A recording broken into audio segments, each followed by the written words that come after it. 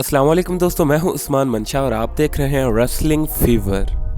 दोस्तों WWE का day 1 pay per view हो चुका है और इसमें काफी ज्यादा सरप्राइजेस भी थे। पहला बड़ा सरप्राइज तो ये था कि रोमन रेंस कोविड पॉजिटिव हो चुके हैं, जिसकी वजह से उनका ब्रोक लेसनर के साथ होने वाला मैच कैंसिल हो चुका है। दोस्तों इसके अलावा इस पेपर व्यू का मेन इवेंट भी काफी ज्यादा सरप्राइजिंग और शॉकिंग था और इस वीडियो में मैं आपको WWE के डे 1 पेपर व्यू के तमाम रिजल्ट्स के बारे में बताऊंगा, तो इस वीडियो को पूरा लाजमी देखें। तो चलें बिना देर किए शुरू करते हैं।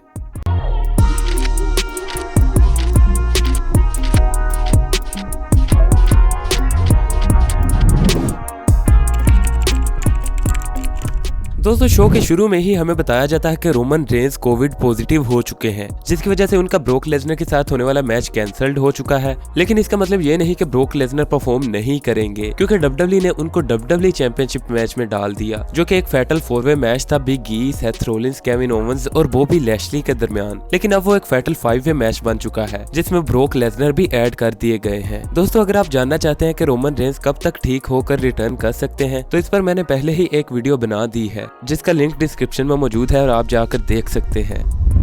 दोस्तों सबसे पहले मैच की अगर बात करें तो ये हुआ किक ऑफ शो में, जिसमें शीमस और रिज होलैंड, रिकोशे और सुजारो से मैच लड़ रहे थे। इनकी कोई स्टोरी लाइन नहीं थी, वैसे ही ये किक ऑफ शो के लिए मैच था। दोस्तों वैसे तो ये एक सिंपल सा मैच था, लेकिन ये इंटरेस्टिंग इसलिए था क्योंकि इस मैच में ऐसा नहीं हुआ जैसा प्लान किया गया था, क्योंकि इस मैच में रिज होलैंड रिकोशे के एक बोझ की वजह से इंजर्ड हो गए, जिसकी वजह से सिर्फ शीमस को ये मैच कंप्लीट करना पड़ा, लेकिन शीमस ने ये मैच विन कर लिया। दोस्तों इसके बाद अगर मेन शो की बात की जाए तो मेन शो के शुरू में मैच हुआ स्मैकडाउन टैग टीम चैंपियनशिप के लिए, जिसमें द यूज़ोस और द न्यू डे आमने सामने थे और हमेशा की तरह इन्होंने एक अच्छा मैच प्रोवाइड किया, लेकिन एंड में द यूज़ोस ने विक्ट्री हासिल की और new day SmackDown tag team championship win करने में नाकाम रहे। दोस्तों इसके बाद मैच होता है ड्रू मैकिंटायर और मैडकैप मोस के दरमियान, और एक डिसेंट से मैच के बाद जिस तरह एक्सपेक्टेड था, ड्रू मैकिंटायर ने मैडकैप मोस को हरा दिया और इस तरह ड्रू मैकिंटायर ने अपने नए साल की शुरुआत एक विक्ट्री से की। दोस्तों इसके बाद मैच होता है आरके ब्रो और द स्ट्रीट प्रॉफिट्स के दरमियान, और ये मैच था रॉ टैग टीम चैंपियनशिप्स के लिए। दोस्तों ये भी एक डिसेंट सा मैच था, और अगर इस मैच के रिजल्ट्स की बात करें तो एंड में आरके ब्रो ने स्ट्रीट प्रॉफिट्स को हरा दिया। दोस्तों मैच के बाद दोनों टीमों ने एक दूसरे के लिए रिस्पेक्ट शो की और दोनों टीम्स ने मिगोस के साथ मिलकर सेलिब्रेट किया।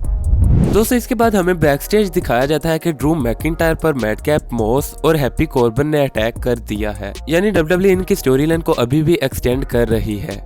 और इसके बाद हमें बैकस्टेज ब्रोक लेसनर का इंटरव्यू होता दिखाई देता है, जिसमें ब्रोक लेसनर से पूछा जाता है कि आप इन प्लान्स में चेंजेस के बारे में क्या कहना चाहते हैं। तो दोस्तों इस पर ब्रोक लेसनर कहते हैं कि मैं वही करता हूं जो मैं करना चाहता हूं, और मैं आज WWE चैंपियनशिप मैच में हूं और मैं इस एरिना से WWE चैंपियन बनकर ही निकलूंगा। दोस्तों इससे WWE फैटल 5-वे मैच के लिए हाइप क्रिएट करना चाहती थी, जो कि सच में बहुत ज्यादा सरप्राइजिंग मैच था, लेकिन उसके बारे में बाद में बात करेंगे।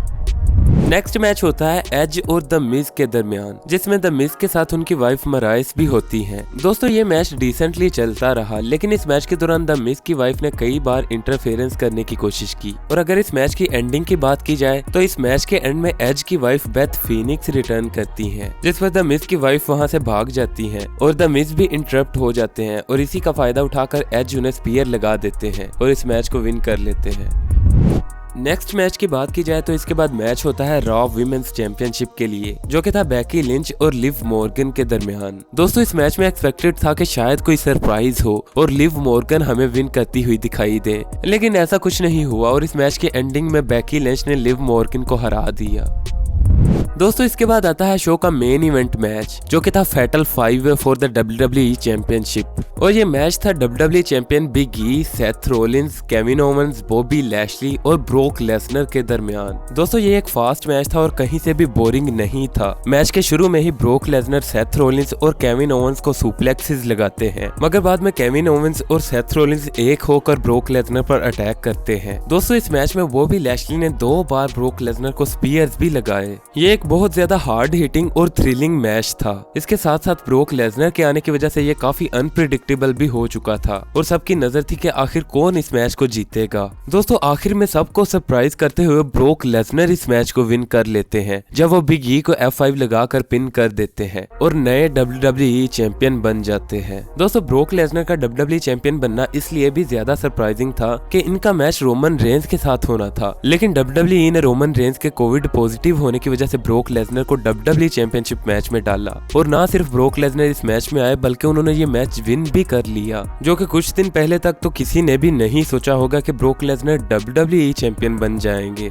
दोस्तों, आप ब्रोक लेसनर के WWE चैंपियन बनने पर क्या कहना चाहते हैं, हमें कमेंट सेक्शन में जरूर बताएं। अगर आपको वीडियो पसंद आई हो तो वीडियो को लाइक जरूर करें। ऐसी मजीद वीडियोस के लिए चैनल को भी सब्सक्राइब कर लें। अगर आप मुझे इंस्टाग्राम पर फॉलो करना चाहते हैं तो उसका लिंक डिस्क्रिप्शन में मौजूद है। Thanks for watching and good bye.